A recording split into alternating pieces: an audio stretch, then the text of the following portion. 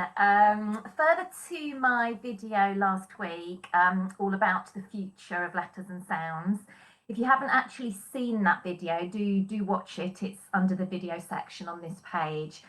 So since making the last video, I have had a response from the Department for Education with regards to some further clarification which I was seeking from them. So I'd like to read you the response that I received because it does just give us a little more clarity on a few things. So, any school can continue using letters and sounds if they wish to. Some schools use letters and sounds very successfully, and it was for this reason that schools achieving excellent results using 2007 letters and sounds were included in the English Hubs programme in 2018. DFE's view is that using an SSP is the most reliable way to improve phonics teaching, but it is for schools to decide the approach that works for their circumstances. We recognise, however, that the quality of teaching in schools using letters and sounds is variable. This is because for many schools, the Letters and Sounds Handbook from 2007 does not provide the structure, resources, and training needed to teach phonics well. Our position is therefore that schools who need or want to improve their practice in phonics teaching and improve results for their children should move to a full validated SSP programme. There is no expectation that schools change their approach straight away or at all, although in the longer term, the department recommends that schools move to a full SSP programme. Schools should ensure that whatever approach is chosen is sustainable and works for all students, including the most disadvantaged. Even the most high-performing schools may decide that it would be helpful to move to a full SSP programme to help ensure no student is left behind, but this will ultimately be up to school leaders.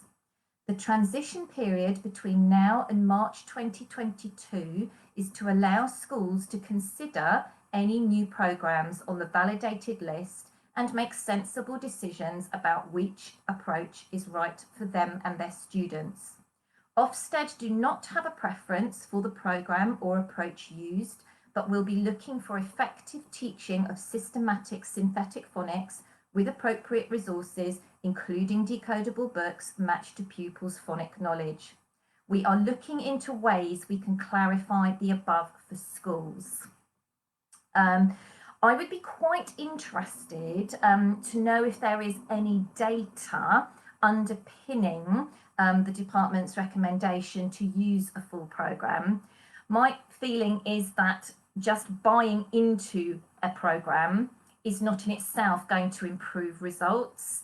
As with anything in education, it's usually about the quality of teaching, learning, leadership and management that is what makes the difference. But if I can find out if there is any data underpinning that, I will let you know. The important message I think to take from this, there's a couple of important messages, is that any school can continue using letters and sounds if they wish to. And it's for schools to decide the approach that works best for their circumstances. The other important message, I think, which links very much with what I was suggesting at the end of my last video, I've heard that some head teachers are wanting to make speedy decisions on this and have things in place for September. And there may well be very specific reasons why it is important to do that.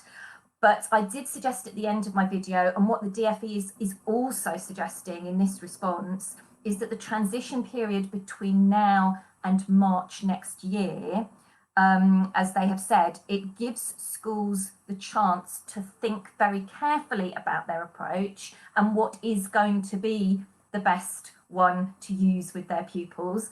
And bear in mind, there are going to be loads of new resources created between now and March. So it might not be the best decision to make a hasty decision. You've got time to think about what is right for your children in your school. I'm still waiting on a response to some queries that I raised with Ofsted. So as soon as I have a response on that, I will hopefully make another video and keep you updated on the latest situation. So I hope you found that latest update useful. Please do share with any other teachers and colleagues that you think would find this information useful.